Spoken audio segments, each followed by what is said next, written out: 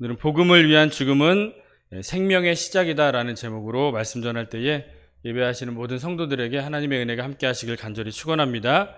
먼저 옆에 분과 인사 나누겠습니다. 당신은 귀중한 존재입니다.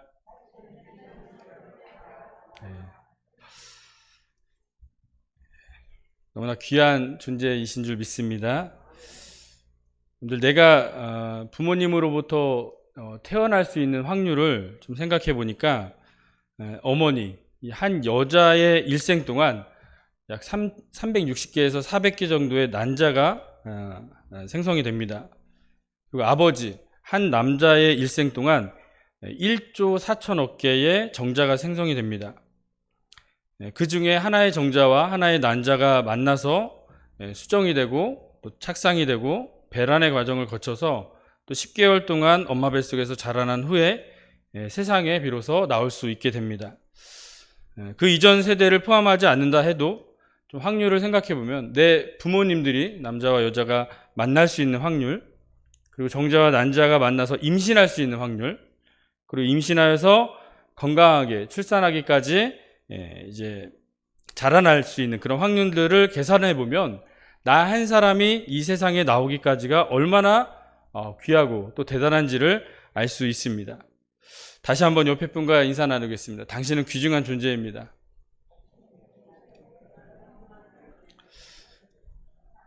그러니까 한 사람이 이 세상에 태어나는 것은 정말 기적과도 같습니다. 생명 그냥 존재하지 않습니다. 우연히 저절로 만들어지지 않는다는 것입니다. 우리를 창조하신 하나님의 놀라운 섭리가 있기에 가능한 줄 믿습니다. 뿐만 아니라 이 하나님의 섭리와 함께 나를 태어나게 하시고 또 나를 자라나게 해줄 부모님, 또 누군가가 필요하다는 것입니다. 그래서 부모님의 몸을 통해서만이 우리는 이 세상에 나올 수 있습니다. 그리고 부모님의 사랑과 희생이 있어야지만이 우리가 잘 자라날 수 있게 되는 것입니다. 그렇다면 한 사람이 구원 얻는 것은 어떻습니까? 예수 그리스도의 복음을 누군가가 전했고 또 이를 듣고 예수님을 나의 구주로 영접하고 또 교회로 나와서 신앙생활을 할 수 있기까지, 물론 하나님의 은혜가 필요하고 예수 그리스도의 십자가의 사랑이 필요합니다. 뿐만 아니라 이 복음을 위한 누군가의 희생과 또 복음 전파를 위한 누군가의 죽음이 희생이 있기 때문에 가능한 줄 믿습니다. 말씀 로마서 10장 14절 말씀 보면 그런즉 그들이 믿지 아니하는 일을 어찌 부르리요, 듣지도 못한 일을 어찌 믿으리요, 전파하는 자가 없이 어찌 들으리요. 내가 이 세상에 태어난 것도 참 감사한 일인데, 너무나 귀한 일인데요, 예수님을 믿고 구원받은 하나님의 자녀가 된 건 역시 너무나 귀하고 복된 일인 줄 믿습니다. 출애굽기의 이야기를 보면 이 출애굽한 이스라엘 백성들이 참 안타깝고 또 불쌍하다는 그런 생각이 듭니다. 과거 아브라함이라고 하는 이 조상의 신, 이 여호와라는 신이 모세를 통해 나타나서는 기적을 일으킵니다. 애굽에서 구원해 주겠다고 합니다. 그래서 그들은 하나님을 믿게 되죠. 10가지 재앙을 일으키고는 피 한 방울 흘리지 않고 오히려 430년 동안의 그 종살이한 대가를 다 받아가지고 애굽에서 나오게 됩니다. 그렇다면 어떻게 됩니까? 잘 돼야 되지 않겠습니까? 가나안 땅에 들어가서 잘 먹고 잘 살았더라, 이렇게 돼야 되지 않겠습니까? 그런데 그렇게 모세와 하나님을 믿고 나온 곳이 광야입니다. 물도 안 주고요, 먹을 것도 변변치 않습니다. 맨날 만나만 내려주세요. 몸은 좀 힘들지만 그래도 먹을 것이 풍요로웠던 애국과는 너무나 다른 상황이죠. 믿음을 갖고 출애굽을 하였고 이제 약속의 땅으로 이끌어 주실 줄 알았는데 광야 생활이 기다리고 있었던 것입니다. 그런데 좀 불평했다고 해서, 원망했다고 해서 하나님이 이렇게 달래셔서 이렇게 끌고 가시면 좋은데 또 진노하십니다. 벌을 내리세요. 정탐꾼을 통해서 가나안 땅에 대한 이야기를 들었습니다. 이들은 전쟁도 잘하고요, 키도 덩치도 컸던 그런 민족입니다. 당연히 우리가 전쟁하면 지는 상황입니다. 가나안 땅에 못 들어간다, 이런 얘기를 했습니다. 사실 맞지 않겠습니까? 그랬더니 아예 40년 동안이나 광야에서 살게 하십니다. 그리고 그 200만 명이나 넘는 많은 사람들 중에서 어른들은 가나안 땅에 들어가 보지도 못하고 광야에서 죽게 되었다는 것이죠. 이 장면 보면서 참 억울하다라는 생각이 들어요. 출애굽 세대가 참 안타깝다는 생각이 듭니다. 그러나 그것으로 끝난 것이 아니기 때문에 소망이 있습니다. 그들은 가나안 땅에 못 들어갔습니다. 그러나 그들의 자녀들이 가나안 땅에 들어가게 됐다는 것이죠. 그들의 후손들이 가나안 땅에 정착하여 이스라엘 나라를 세워 살게 되었다는 것입니다. 비록 불순종에 의한 죽음이지만 이 출애굽 세대는 죽음으로 끝난 것이 아니었습니다. 그들의 후손들이 가나안 땅에 들어가서 이스라엘 나라를 세우게 된 것이죠. 만약 출애굽 세대들이 이 출애굽하지 않았다면, 하나님을 믿지 않고 이 애굽에서 나오지 않았다면 어떻게 되었겠습니까? 그들의 자녀들 역시 이 가나안 땅에 들어가지 못했다는 것입니다. 신앙의 1세대들 있으시죠? 이 소위 신앙의 1세대들은 참 신앙생활이 어려워요. 고난과 어려움이 끊이지 않습니다. 열심히 믿음을 지킨 결과도 좋지 않습니다. 더 힘들어지는 결과를 겪게 됩니다. 믿음을 지킨 결과가 광야이고 또 그 끝이 죽음인 경우가 많다는 것이죠. 그러나 그 신앙의 1세대가 신앙을 붙들지 않았다면 신앙의 2세대도 없다는 것이죠. 내가 예수를 믿었지만 어려움과 문제투성이고 무엇 하나 이루어진 것, 되어진 것도 없습니다. 그러나 나를 통해서 우리의 다음 세대들이, 자녀들이 하나님의 자녀가 되었고 또 나를 통해 이루지 못한 일들이 내 자녀들을 통해서 또 내 후손들을 통해서 이루어지게 된다는 것을 생각할 때 우리의 희생과 또 죽음은 헛되지 않다는 사실을 기억하시기 바랍니다. 그래서 신앙 안에서 헛된 죽음은 하나도 없습니다. 아무것도 아니고 허무하게 끝나버리는 인생이 될 수 없다는 사실을 기억하시기 바랍니다. 그래서 신약에 와서는 교회가 세워진 이후에 이 허무한 죽음을 당한 사람이 있습니다. 바로 스데반입니다. 이 초대교회에 큰 부흥이 일어납니다. 그 가운데 교회가 박해를 받게 되는데요. 이때 7 일꾼 중에 한 사람인 스데반이 돌에 맞아 순교하게 됩니다.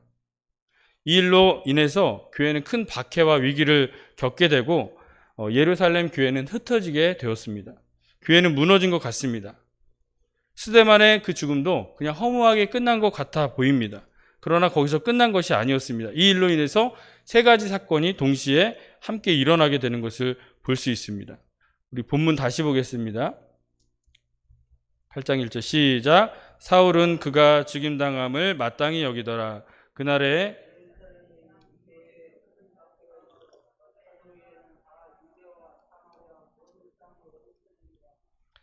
예루살렘에 있는 교회에 큰 박해가 있어서 사도들만 예루살렘 교회에 남았고 나머지 성도들은 모두 유대와 사마리아 모든 땅으로 흩어지게 되었다는 것입니다. 그래서 사마리아로 흩어진 사람들의 내용을 보니까 4절에 보겠습니다. 그 흩어진 사람들이 두루 다니며 복음의 말씀을 전할세. 그러니까 예루살렘의 박해로 인해서 흩어지게 되었는데 그냥 흩어진 것이 아니라 가는 곳마다 복음을 전했다는 것이죠. 여기에는 7 일꾼 중에 한 사람인 빌립이 사마리아로 내려갑니다. 5절을 봅니다. 빌립이 사마리아 성에 내려가 그리스도를 백성에게 전파하니. 빌립은 사마리아 성에 들어가서 복음을 전하면서 표적도 일으키면서 또 귀신도 내쫓고 병든 자를 고칩니다.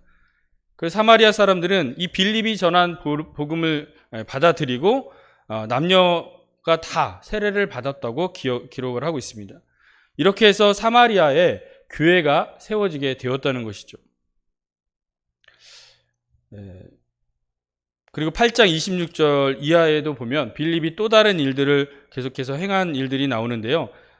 에디오피아 내시에게 복음을 전하고 그에게 세례를 베푼 아주 유명한 이야기가 나옵니다. 이 내시가 이사야를 읽고 있었던 상황인데 그에게 예수를 가르쳐서 복음을 전하게 됩니다. 이로 인해서 그것이 시작이 되어서 이 아프리카 땅에도 복음이 전파되게 됩니다. 이후 빌립은 야소도를 지나서 또 가이사랴까지 이 복음을 전하게 되는데요. 그 행적을 지도로 한번 보도록 하겠습니다. 지도를 보면 이렇게 진행이 넘겨주세요. 계속.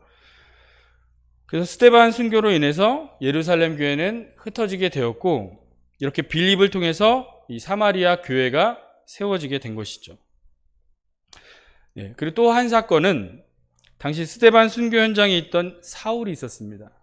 다시 본문을 보면요, 8장 1절. 사울은 그가 죽임당함을 마땅히 여기더라. 스데반이 돌에 맞아 죽을 이 상황에서 사울이 있었다는 것이죠. 그리고 7장 58절에 보니까 성 밖에 내치고 돌로 칠세, 증인들이 옷을 벗어 사울이라 하는 청년의 발 앞에 두니라. 스데반의 옷을 사울의 발 앞에 둔 것을 보면 아마 스데반을 법정에 세울 때의 증인이었다고 말할 수 있습니다. 보통 증인들이 이 죄수의 옷을 맡아두기 때문입니다. 그랬던 그가 이제 스데반 순교 이후에 예수님을 만나게 됩니다. 사울아, 사울아, 내가 어찌하여 나를 박해하느냐? 예수님의 음성을 듣게 됩니다. 사울은 3일 동안 식음을 전폐하면서 주님을 만나게 됩니다. 주님을 만남으로써 회심하고 변화가 되었지만 사실 그의 마음의 변화가 시작된 것은 바로 스데반 순교 사건이 있었기 때문입니다. 이후 변화된 사울은 바울로 계명을 하였고, 자기의 생명조차 귀한 것으로 여기지 않으며 바로 예수 그리스도의 복음을 증거하는 사명자로 살게 된 것을 보게 됩니다. 그래서 바울이 온 세계를 두루 다니면서 이 복음을 증거함으로써 정말 많은 영혼들이 구원함을 얻고 수많은 이방 교회들이 세워지게 된 것이죠. 그리고 세워진 교회와 성도들을 위해서 쓰여진 편지들은 성경으로도 남게 되어서 이 성경을 통해 계속해서 주의 사역을 이루어가게 되는 것을 볼 수 있습니다. 이 스데반 순교 사건으로서 이 사도 바울의 회심과 이 세계 복음화가 시작이 되었던 것을 알 수 있습니다. 그리고 마지막 사건인데요, 11장 19절을 보겠습니다. 11장 19절. 그때의 스데반의 일로 일어난 환란으로 말미암아, 이 스데반 일로 일어난 환란이 뒤에 내용이 또 있었던 거죠. 같이 시간적으로 연결된 것이 아니라 그 빌립의 사역이 또 사울의 회심이 있었던 그 상황에 있었던 같은 시기에 있었던 일입니다. 흩어진 자들이 베니게와 구브로와 안디옥까지 이르러 유대인에게만 말씀을 전하는데, 스데반의 일 순교 사건으로 이 흩어진 이 기독교인들이 베니게, 페니키아죠, 구브로, 키프로스, 안디옥까지 이르러 이 유대인에게 말씀을 전하게 됩니다. 20절 계속 보면 그 중에 구브로와 구레네 몇 사람이 안디옥에 이르러 헬라인에게도 말하여 주 예수를 전파하니. 그래서 구브로, 구레네 사람들이 있었는데 이들이 안디옥에 있는 헬라인에게도 예수를 전파하게 됩니다. 21절입니다. 주의 손이 그들과 함께 하심에 수많은 사람들이 믿고 주께 돌아오더라. 이렇게 해서 최초의 이방인 교회, 안디옥 교회가 개척되게 되는 것을 보게 됩니다. 지도로 보면요, 이 스데반 순교의 영향으로 활동했던 그런 무명의 그리스도인들을 볼 수 있습니다. 구브로로 가고 안디옥까지 가게 되어서 교회를 세우게 된 것이죠. 무명의 그리스도인들이에요. 이름이 나와 있지 않습니다. 그러나 유대를 떠나서 이 복음을 증거하기 위해서 해외로 나갔고, 그리고 안디옥 교회까지 세우게 된 것입니다. 다시 11장 20절을 보면요, 그 중에 구브로와 구레네 몇 사람이 안디옥에 이르러 헬라인에게도 말하여 주 예수를 전파하니. 심지어 이들은 외국인에게까지도 복음을 전했다는 것입니다. 뭐 지금이야 누구에게나 이 복음을 전하는 것이 당연하지만 그 당시에는 정말 획기적인 생각이었다는 것이죠. 그래서 하나님께서는 베드로가 이방인 고넬료를 만나게 될 때에 환상까지 보여주시면서 바로 이방인 이 선교에 대한 생각을 하게 되었다는 것이죠. 그럴 정도로 이 이방인에게 복음을 전하는 것은 유대인들에게 있어서는 깨어지기 힘든 고정관념이었다는 것입니다. 그런데 이 이름도 없는 이 그리스도인들이 이방 선교에 대한 생각을 하게 되고 복음을 증거하게 된 것이죠. 자, 이렇게 사마리아 교회를 개척하고 사도 바울의 회심과 수리아 안디옥 교회 개척 일들이 어디에서부터 출발한 것입니까? 바로 스데반 한 사람의 순교 사건입니다. 믿음의 사람 스데반 한 사람이 억울하게 돌에 맞아 죽었어요. 정말 안타깝고 아쉽습니다. 정말 더욱더 풍성하게 사역했으면 좋았을 것을 일찍 죽임을 당한 것입니다. 그런데 그의 죽음으로 끝이 난 것이 아니었다는 것을 우리가 성경을 통해 확인할 수 있습니다. 이 일로 인해 기독교인들이 유대를 떠나게 되었지만 가는 곳마다 복음이 전파되고 온 세계에 복음이 전파되고 교회가 세워지게 된 줄 믿으시기 바랍니다. 다시 본문을 보면요. 8장 1절입니다. 사울은 그가 죽임당함을 마땅히 여기더라. 그날에 예루살렘에 있는 교회에 큰 박해가 있어 사도 외에는 다 유대와 사마리아 모든 땅으로 흩어지니라. 다 유대와 사마리아 모든 땅으로 흩어졌다는 것입니다. 우리가 잘 아는 말씀 사도행전 1장 8절을 보겠습니다. 시작. 오직 성령이 너희에게 임하시면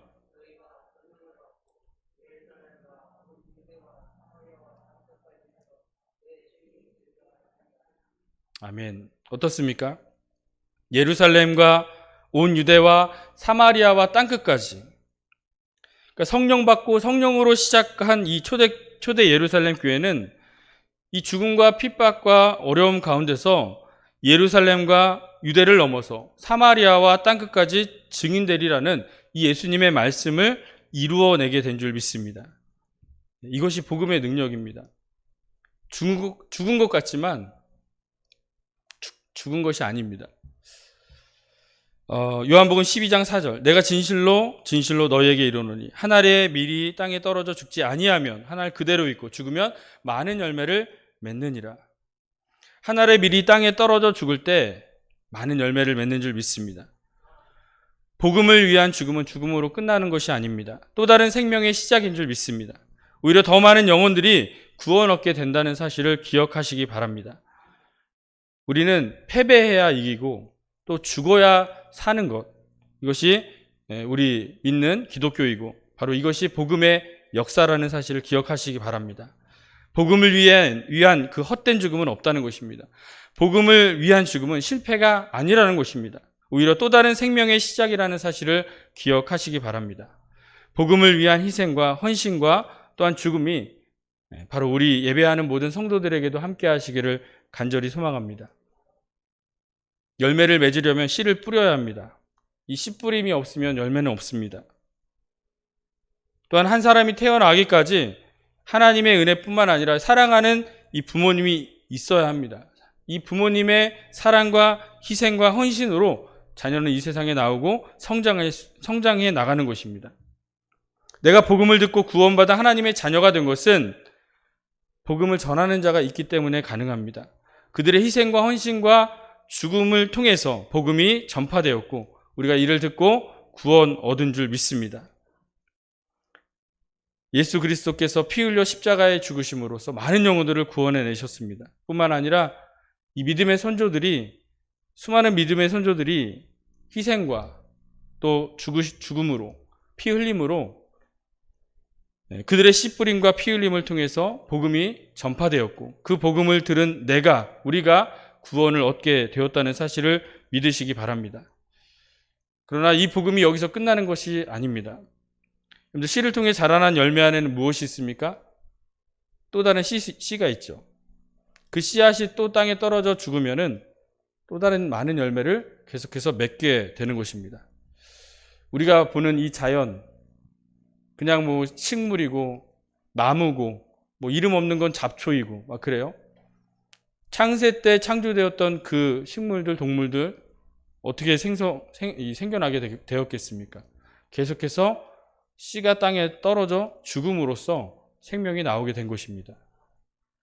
여러분들 이 세상에 태어나셨죠? 여러분들이 창세 때부터 이 사람이 계속해서 있었는데 여러분들이 이곳에 있기까지 그 수많은 부모님들의 희생이 있었기 때문에 가능한 줄 믿습니다. 그 한 부모님이라도 제대로 사명을 감당하지 않았다면, 한 부모가 결혼하지 않고 자녀를 낳지 않았다면 후손은 있을 수가 없겠죠. 복음도 그러합니다. 복음을 위해서 피를 흘린 사람들, 정말 씨를 뿌린 사람들이 있었기 때문에 그 복음이 계속해서 전파되어서 지금 우리에게도 들려지고 우리가 그 복음을 들음으로써 구원받은 하나님의 자녀가 된 줄 믿습니다. 여기서 멈추는 것이 아니라 누군가에게 이 복음을 전할 수 있는 성도가 되어야 될 줄 믿습니다. 복음을 위해서 씨를 뿌려야 합니다. 영혼을 구원하기 위해서 우리는 피를 흘려야 합니다.